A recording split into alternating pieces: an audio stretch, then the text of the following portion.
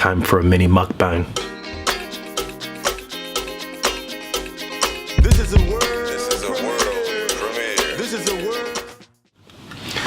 So it's been so long since I've had a time to just sit and talk to all of you, and I was really jonesing for it.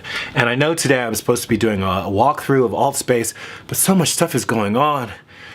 There's just so much stuff going on, and now that I'm not producing a video every single day, I feel like there's not enough time to cover all of the material and talk about all the things that I want to talk about with you. So I hope it's okay if we don't do a formal walkthrough today, but do know that next week I'm going to be kicking off that crowdfunding campaign trying to raise money to cover the winterization, basically the winterization of Altspace. So I will take you around and show you some of the places that need work and talk to you about what the budget will be, and exactly what it will entail, and announce how much we're going to be trying to raise. So anyway, all that said, I'm going to sit here and I'm going to eat this. This is kale tabbouleh that I got it from the Harbortown Market, and I know that's a shame because I could have probably just made something very similar to this with some of the greens that are just growing around my house, but I really only like the chicory in smoothies. Otherwise, it's just so bitter. So I'm just going to savor this and talk to you guys for a little while. One thing is, my house flooded. It rained so bad here. And my house flooded. And because there was basically standing water in the basement for, at least a week, it was bad. And I just didn't have the resources to get it out. So that's one of the things that is going to have to be addressed with this fundraiser is, excuse me, installing a pump. I don't know why suddenly, this is very peppery. That's what that is. This is very peppery. It's good too, but because it's so peppery, I might be sneezing through this. But yeah, because of the flooding, the place was overrun with mosquitoes. Overrun. The kitchen wall was covered with mosquitoes. There were mosquitoes in the downstairs bathroom. There were, mosquitoes anywhere there was a light. There would be a swarm of mosquitoes. They were everywhere, everywhere. Which meant that the only way to avoid being, not eaten alive, I'm not going to be, I'm not going to use hyperbole, but the only way not to get bitten up by mosquitoes was to have a fan on me all the time, or keep myself covered with, Skintastic. And I think even though it's like DEET free, it's still gross to be covered with, basically mosquito poison all the time. And so it's been cold, so with the fans on, I've been freezing, and so people probably have noticed that I'm wearing hoodies and things like that. Today it's actually really beautiful, and I don't need this hoodie. I'm sitting under a window which just got open, so now suddenly it's really, really bright in here. I'm not gonna mess with it, but there were mosquitoes everywhere. And I weighed it. I really weighed my options, but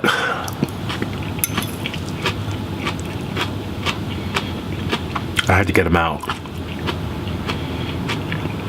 So I went and I got a fogger.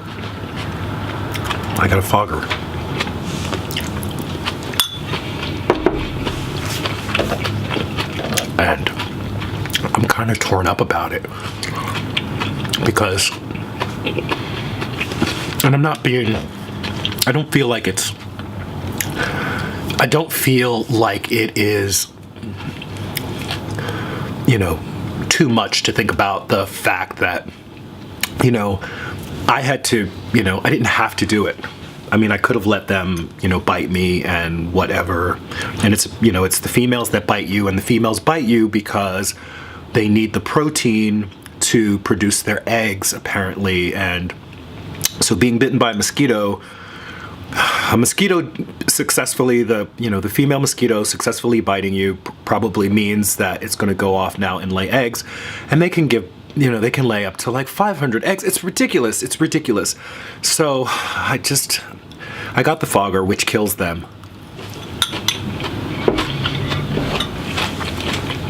And I'm not really worried about like West Nile virus and things that you can get from mosquitoes, which is true. There's like serious things, at least that's what they say, to make it okay to kill mosquitoes, right? And I don't trust these things. I don't trust, I believe that they, it's probably more about wanting to sell bug spray, this kind of fear around bugs. But, you guys tell me what you think. Do you think that it's just dangerous to have swarms of mosquitoes in your home? But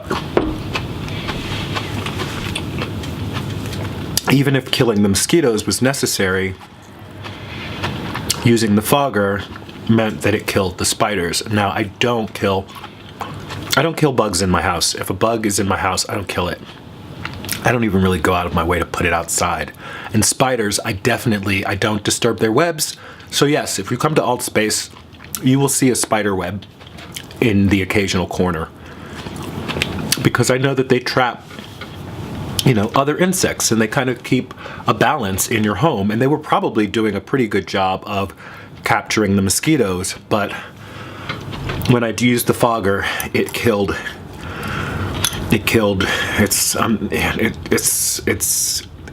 spiders too. And that really has me, I'm a little upset about it. I'm a little upset. Obviously, I'm making a video. I'm sitting here making a video about having, killed spiders. Not all. Now, I didn't do it everywhere. I just did it in the spaces where I did it in the basement, and I did it in a big empty room that is where the kitchen is going to go, because that was where basically from the basement kind of, there's a doorway from the basement, and they came up from the basement, and they mostly settled in the kitchen because there's a light that's on in that room, and so they're just attracted to it. So in those two rooms of my house, I basically, killed every living thing in those rooms, and that's a little sad.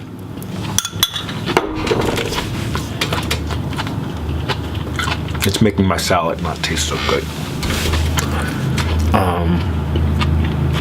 So yeah,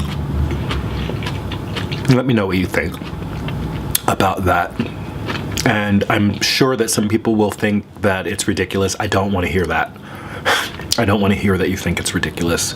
But I do want to know if what people's thoughts are on insects. Insects. So that's the one thing. And then I've been having a discussion with someone. There was a video, and I don't remember the video, and I don't want to make too much of it because I don't want everybody to go and start watching the video. The video is inconsequential. But I was reading through the comments, and I actually spoke to this person, and I mentioned that I was probably going to make a video about this because I think it's really important that these types of conversations not be one-on-one. Because what happens when these conversations are one-on-one, it becomes like a battle to see who's going to win. And I think it's better to just learn what people think. When it comes to controversial topics, I think it's just better to let everybody speak and not have it be an argument. Because in arguments, people have at stake winning or losing. So just to hear what other people are saying, I think is really, really important. And so I was having this discussion with this person who had left a comment about a vegan YouTuber of color. All I'm going to say is it was a vegan YouTuber of color. And they used the phrase black racist to describe the person. And I don't have, I do have my thoughts about whether or not black people can be racist. And if you are planning to be in on the live stream tomorrow, if you've watched Dr. Claude Anderson, he gives a very, very compelling argument for the possibility of black racism. He talks about racism exists between races, not between people. It exists between races. And those races are constructed. They're constructed groups. It's like your football team versus my football team. And so me not liking you because you're on that football team doesn't mean anything. But if my football team has the ability to make sure your football team can't use the field to practice, then, you know, we got a weird thing happening. So, but we're not going to get into that. What upset me more was this person's use of black as part of this negative characterization of this person. Like, the racist was bad enough, but what value does black as a qualifier add to the idea of being a racist? You know, black racist, and I can just think of a million suddenly, black what, black what, black what. There's no way to use a phrase, to me, there's no way to use a phrase and add that black as a qualifier without there being a component of bigotry. What does the black have to do it? What does the black have to do with the fact that the person is a racist or a liar or a thief or a murderer or a vegan? The color of the person's skin or the way that they might be identified by society in terms of race should have nothing to do with their bad behavior. And the person, what I said to them is, I think that, you know, I don't think what you're trying to do is associate this person's color with their bad behavior, but by tacking that word black on there, it seems that way to me. And I wasn't being accusatory.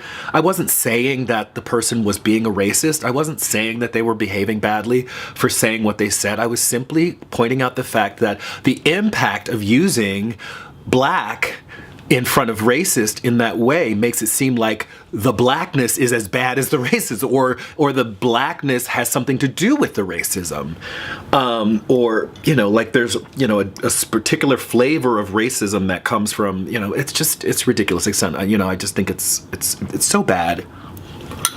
And so instead of simply having a conversation about, you know, does this person agree with me that using black in front of the word racist was problematic, they basically spent 6 or 7 exchanges trying to convince me of how bad that person was. Not realizing that the more they characterize that person as a bad individual, the worse that qualifier of black seems. Like, see, that's why I use the word black, because they're bad. The person is really, really bad. I had to use the word black, right? And I don't think the person was hearing themselves. I don't think the person was understanding what they were doing. And I didn't go down the road with them. I was like, okay, I hear that. I hear that this bad behavior. I just don't think you should use that word black like that. I don't think you should use the word black. Person refused to hear. And it wasn't until I said, listen, I've been saying the same thing over again. It doesn't seem to me that you're understanding me. So I'm going to leave this exchange behind and I'm going to make a video about it. And then if you want to comment on it and on the video, come and comment on the video, because in that way you can be a part of a group discussion and it's not just like you mishearing me and me not sure, excuse me, that's my water, Let me get some water while I'm here. It's not just the two of us going back and forth trying to win an argument, but it's really a discussion of whether it's problematic to call out someone's, physical traits when we are being critical of them. So can you imagine if, could you imagine saying, the person was like a fat racist, or, a skinny racist, or a male race? It doesn't even sound right. So why would we use black? Why would you use something that is completely out of that person's control? Completely out of that person's control, and make it part of a criticism. So, the person was, was trying to be loving. I think the person was really trying to be loving and really, really trying to hear. And like I said, after all of that, after I'd said that, the person finally was like, well, you can do la da da, but I disagree. And I'm just like, I don't think the person was able to disagree with me because I don't think the person understood what I was saying.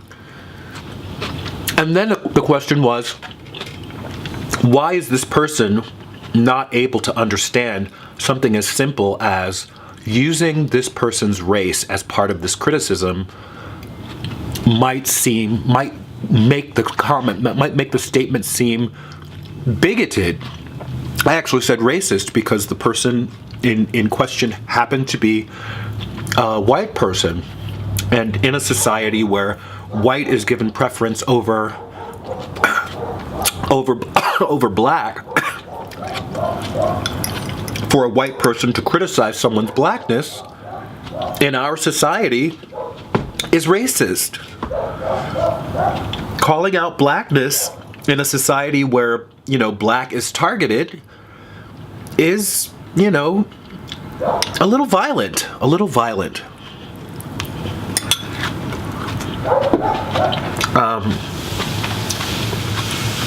Because the person's not doing what they're doing because they're black. Their blackness may make you feel a certain way about what they're doing, but they're not doing it because they're black. White people who are racist are not racist because they are white. White people may benefit from racism. White people may be indoctrinated to believe racist ideology, but white people are not racist because they're white. Being white creates the opportunity to be racist, but white people are not racist because they are white. Having white skin is not the flaw in character that makes someone a racist. I hope that's clear. So that was the second thing that was bothering me. And now the last thing that bothered me is something that's been building up. There have been several people who have expressed a lot of concern about the mounting tension between Russia and the United States. It started with, conversations about Syria and mounting violence in Syria. And recently, Time Magazine came out with that article that was part of the update yesterday. And so, people had been talking about it. And so I went and did my own research. I went and learned what I could learn about the topic and presented to you what I knew. And I realized that the more that I did that, I was actually starting to get criticism from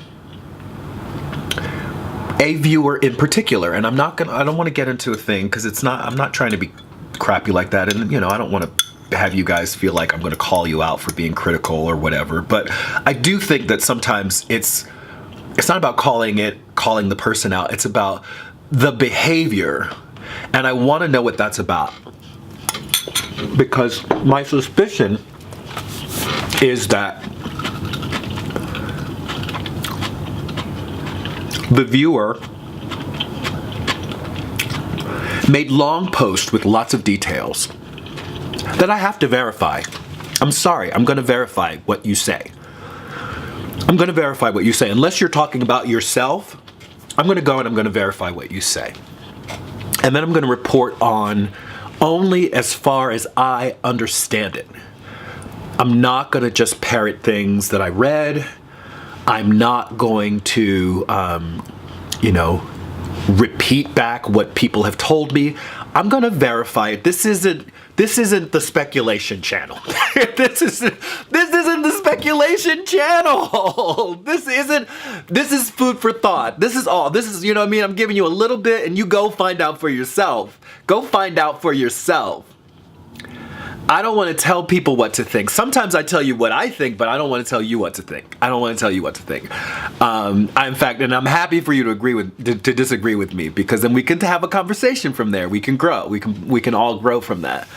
But so this person, was very critical of my approach to delivering that information to you, and the person then was critical when I explained to them, this is the work that I do. This is my approach. I use theater of the oppressed. I practice a technique that is that exercises critical thinking, and that's what I'm interested in. I'm interested in people thinking critically. I'm thinking about contradictions. Right? This is true for this group. This is not true for this group. Why is it not true? Right? If this is a value that we embrace as a society, why is it not being exercised for everybody equally? Those things, being critical. And really, that's what I ask of you, is to think critically, including about me, right? And I don't have to give anybody permission to do that, right? I do experience that people tend not to want to take the risk and think critically. And I have this discussion with Ethan all the time. Not that we are like fighting all the time, but I'll ask a question and Ethan will say, I don't know. And I'll ask him to really think about it. And he says, I don't have an idea. I don't have anything. Nothing. And I'm like, no one is empty. No one is empty. Although society really does condition us to believe that we're empty and that what we have inside of us is not valuable enough. And that's why we have to go and consume so much, right? And that's why we have to learn from experts, right? That's why everything has to be delivered down to us from, our dominant culture, modal thinking oppressors, right? And I don't want that around me. I don't want that in my world. I've fashioned my life to avoid that as much as possible. At least recently. But, the person, used language which made me think that they were, unsubscribing or what have you. And I do care a lot about that.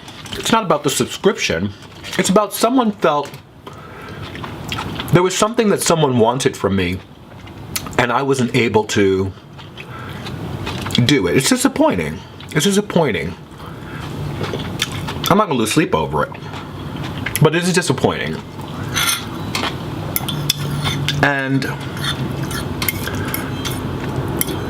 what do you think about that? What is the role of a content creator? Is the role of the content creator, because people they come and they ask me to make a video about something, and if it's something I'm interested in, yeah, I'm happy to do it. But I just, again, this goes back to the person who wanted me to, bad mouth unnatural vegan. I don't know if any of you remember that. There's a video. I'll put a link to it in the description box below. But someone wanted me to, denounce unnatural vegan, and I felt like, I'm like their attack dog, and I'm not, I'm not a gun. I'm not a weapon for people to point at in whatever direction they want to point it and then pull the trigger. I'm not a gun.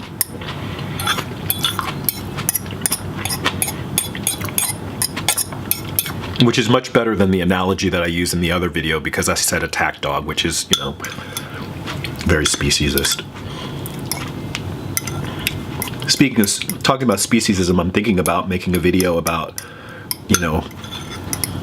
if animals could talk. So that's going to be the next rant. I'm not going to talk too much about that, so look for that next Wednesday. So that's really all I wanted to share with you. I'll just have a couple more bites. I'll hang out with you guys. Hang out with me. I gotta eat a couple more bites here. But, oh yeah. Tonight I'm starting that Theater of the Oppressed workshop. And I think I might be making a video about just Theater of the Oppressed and what it is, because I probably say it. And if it's not familiar to people, it could probably ring sour in people's ears. But it's actually a really fun process, because it makes it's a way for getting people who don't have a background in performance comfortable using their bodies in different ways. That's really what it's about. And then while using the bodies, there's a lot of reflection that happens that is how we can practice critical thinking, because we're talking about what happened and how people feel that it worked or didn't work. So yeah, that's that. Anyway, all gone. Clean Plate Club. And that's it for this video. Like it if you like it. Share, comment, subscribe. This is Reg signing off. Love yourself. Peace.